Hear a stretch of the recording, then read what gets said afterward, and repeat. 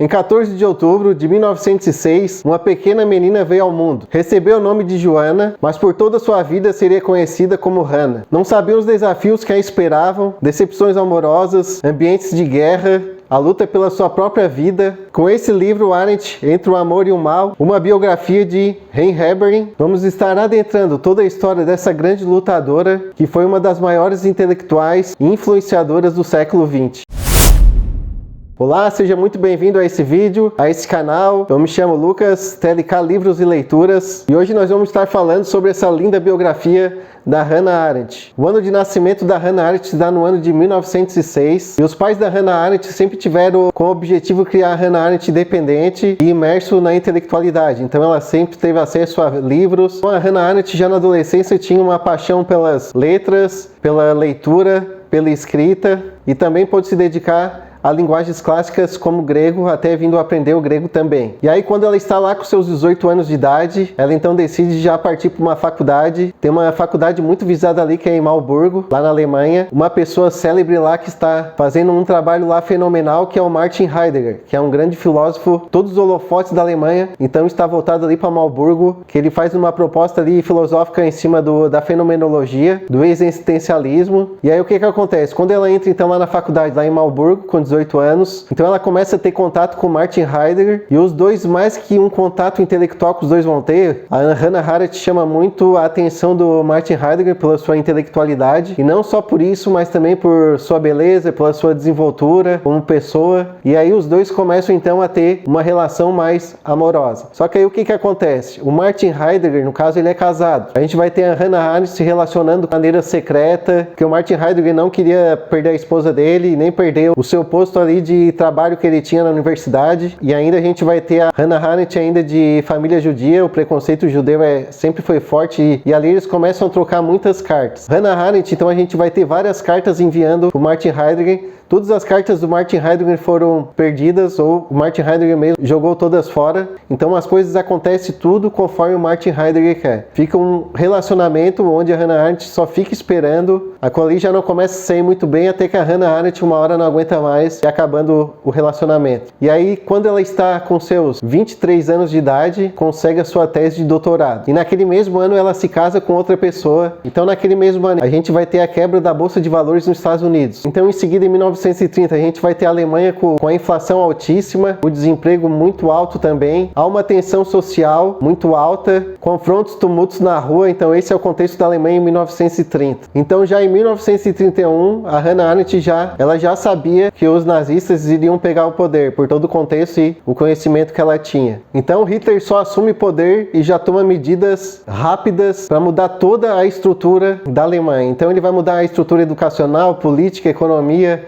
as mídias, de acordo com a sua ideologia. Logo em seguida, a Hannah Arendt então já entra num processo de interrogatório. Ela fica 8 horas a fio, mas aí não pegaram nada, viram que ela não tinha nada e deixaram ela sair em frente. Só que aí naquele momento ela coloca que ela já viu que na Alemanha ela já não poderia ficar mais, e dali em diante a coisa ia tomar maiores proporções, e ela já tinha então que se organizar e sair da Alemanha. E nesse meio tempo aí, até o marido dela, antes mesmo, ele já teve que se retirar da Alemanha, porque ele foi um dos primeiros ali que ele tinha muitos artigos. E aí a Hannah Arendt ela sai da Alemanha e ela vai lá para Paris. E lá em Paris também a Hannah Arendt conhece então o seu futuro marido, que seria o Henrik. Então esse casamento que ela vai ter com o Henrik vai ser a pessoa mais de confiança, o maior parceiro, vai ser a maior assertiva que ela vai ter no relacionamento amoroso, vai ser com esse Henrik. E quando ela está em Paris, então chega uma mensagem, um noticiário, noticiando a Guerra da Mentira. França e Grã-Bretanha então fazem um ultimato à Alemanha, exigindo que a Alemanha retire suas tropas da Polônia. Aí então a Alemanha resiste 11 horas nesse mesmo dia, e França e Grã-Bretanha declaram guerra à Alemanha. A Hannah Arendt é enviada para um campo de internação, e o marido dela vai lá para outro campo de internação. E tem um nazista ali que foi muito conhecido, que foi o Adolf Eichmann, e esse cara aí foi o cara que ajudou a arquitetar toda a caça aos judeus, até o campus de extermínio, um soldado do SS. Então a Hannah Arendt até mais na frente vai ter oportunidade de ver o desfecho, que foi o julgamento do Adolf Eichmann. Então a gente vai ter o Adolf Eichmann sendo julgado lá na frente, e a Hannah Arendt como jornalista vai estar presente. Então permaneça até o final do vídeo, que a gente vai estar falando sobre esse julgamento do Adolf Eichmann, que é crucial na história. E não deixe de se inscrever aí no canal, curtir o vídeo se está gostando. Aí o que acontece? Eles estão naquele campo de internação, os soldados alemães então invadem a França. Só que aquele momento ali então, a Hannah Arendt decide fugir, e além de fugir, ela coloca para todas as mulheres desse campo de internação que elas devem fugir também. Aí a Hannah Arendt sai desse campo de internação e ela fica lá num apartamento, vai em busca lá de um amigo dela que ela conhecia, e chega lá, esse amigo está lá, eles têm bastante conversas, e aí ela começa a ir em busca pelo marido dela, que de repente poderia estar solto também. Então ela começa a ir em vários lugares, em buscas, e aí uma coisa fantástica que acontece, que parece que até que é mentira, que chega um momento que ela está lá numa multidão, e quando ela vê um Henry que está na frente dela. Então ali foi o marco, eu cheguei assim a me arrepiar no livro quando eu estava lendo, porque um livro muito de luta, todos esses impasses aí, eu estou resumindo bastante para vocês. Então a gente vai ter um reencontro da Hannah Arendt com o Henry, e aí naquele momento que eles se juntam, eles já começam a perceber que eles vão ter que sair da Europa. Então tem um certo momento também que está ela e o Henry lá no apartamento, eles estão ali querendo fazer a transição de sair de Paris. A mulher que está na portaria então recebe um telefonema e avisa eles ali que todos os judeus que estão ali naquele apartamento devem ser dirigidos à delegacia. Aí na hora a Hannah Arendt já pega as coisas tudo, sair dali, e se é uma coisa que ela nunca fez foi comparecer numa delegacia. Então no outono de 1940, Hannah Arendt e Henry decidem que tem que fugir de Paris. Aí tem um movimento lá numa cidade portuária que lá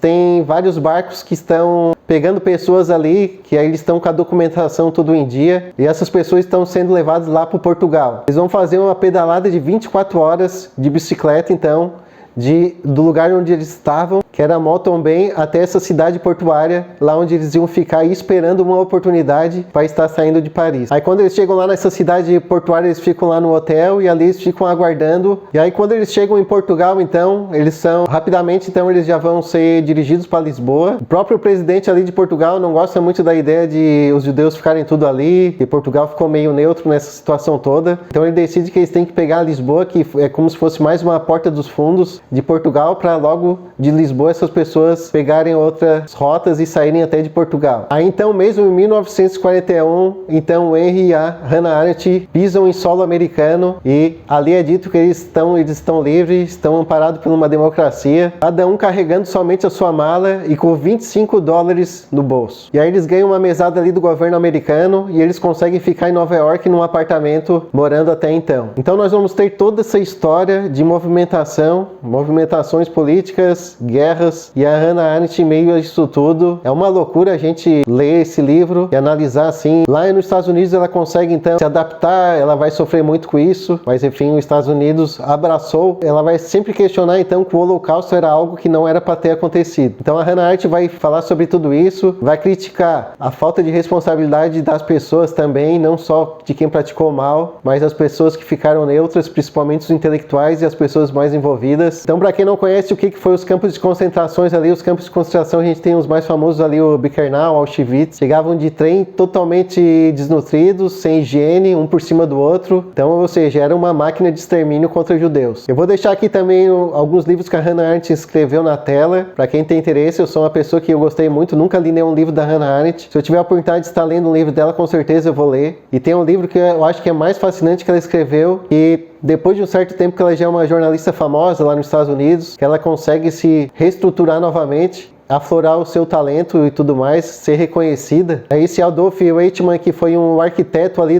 da caça aos judeus, do extermínio aos judeus, pegaram ele lá na Argentina, ele com a família dele. Então um grupo sionista lá da polícia pegou o Adolf Eichmann, transportaram ele lá para Israel para fazer o julgamento. Então esse julgamento que aconteceu lá em Israel, a Hannah Arendt foi lá e ficou presente nesse julgamento. Aí ela diz então que todo mundo estava na expectativa de ver essa pessoa que, por exemplo, não poderia ser uma pessoa normal avistada ali, tinha que ser algum louco, algo do tipo. E aí quando chega lá, ele está dentro de uma cabine de vidro, com duas pessoas ali do lado dele, ele sentado, fazendo anotações. E aí a Hannah Arendt vai descrever que o que ela enxergou ali foi uma pessoa normal, um burocrata, que ele mesmo vai dizer, o Adolf Eichmann ali, que ele só seguiu ordens e só fez o que a lei pedia, sem ressentimento, sem nada. E aí a Hannah Arendt vai então, todos que vão estar ali vão levar esse choque ali, porque eles estavam querendo ver uma mente doentia, talvez, e enxergar ali uma pessoa normal. mal. Ou seja, uma pessoa que simplesmente agiu de maneira cruel. Então essa foi um pouco resumida a história da Hannah Arendt, alguns contextos. E vocês mesmos, vocês podem estar lendo essa biografia da Hannah Arendt também. Então uma coisa que fez eu refletir muito com esse livro é a questão histórica do nazismo, que vai fazer a gente refletir muito. Até onde um sistema totalitário, o que ele prega,